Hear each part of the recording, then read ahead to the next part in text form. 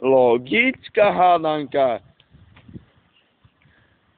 Proste šípka dopredu. Šípka sa otočí. Stále ide šípka dopredu, lenže však musí odbočiť doľava, alebo ísť proste opačným smerom, pretože ak pôjde opačným smerom, tak vlastne musí odbočiť doľava, alebo ísť rovno, musí ísť opačným smerom úplne rovno, alebo musí odbočiť doľava. Nikto nechápe tomuto značeniu, nevadí,